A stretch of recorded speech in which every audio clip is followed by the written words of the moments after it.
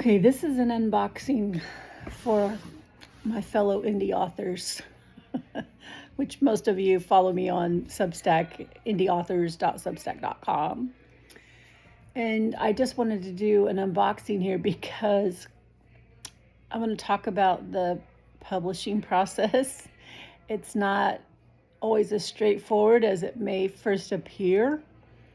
So I'm working on the cover. And I did an unboxing of the soft cover that I ordered on Amazon, or not Amazon, Drafted Digital. But I don't know if they do hardcovers. I was thinking they don't do hardcovers. They definitely don't do color. And I want some of these pages in color. So first I ordered some from Amazon. So that'll be first what I show you.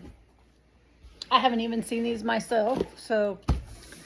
And I kind of did that as a backup plan because, we have this on Kickstarter. Well, we haven't launched it yet because we're waiting for our 25 follows, which I read somewhere that's why Anthea Sharp, who wrote the book on Kickstarter, and she has a group on Facebook where everybody talks about stuff like that on Kickstarter.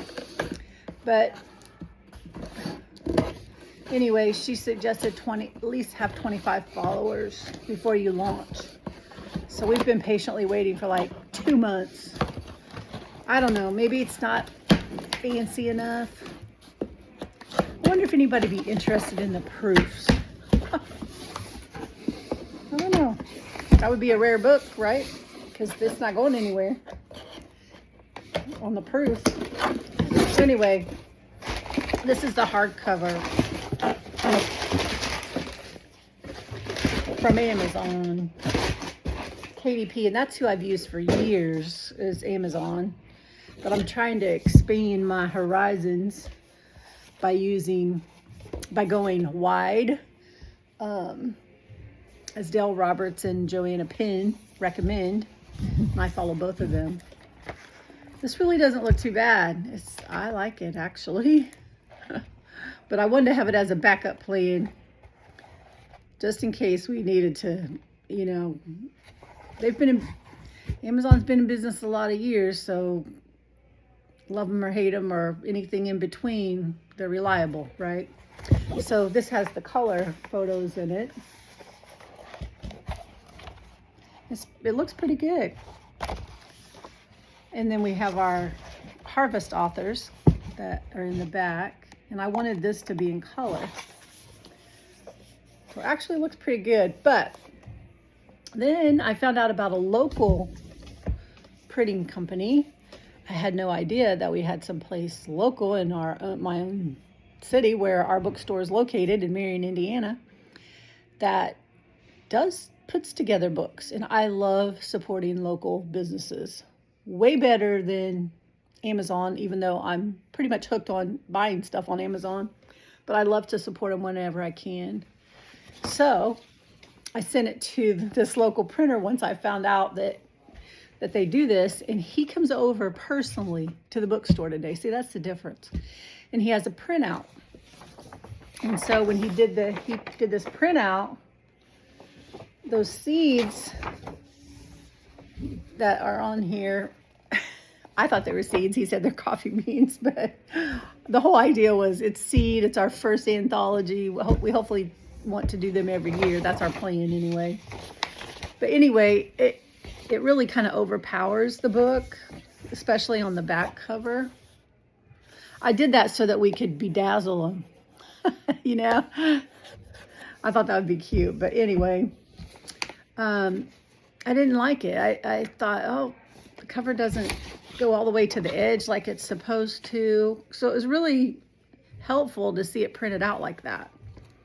So, and he also brought the manuscript and, made notes of where, the photos could be bigger, higher resolution, stuff like that. I'm just impressed right out of the gate with that. So I'm excited to see what he comes up with, but that made me want to redesign the front cover. So that's what I'm doing now. And I just posted on Facebook. I took the seeds off, or coffee beans, whatever they are, and instead used a dandelion, which is my favorite flower, by the way. And, it's symbolic of making a wish. And that's kind of what we did here to start this bookstore. We made a wish, and then we worked really hard to make it happen.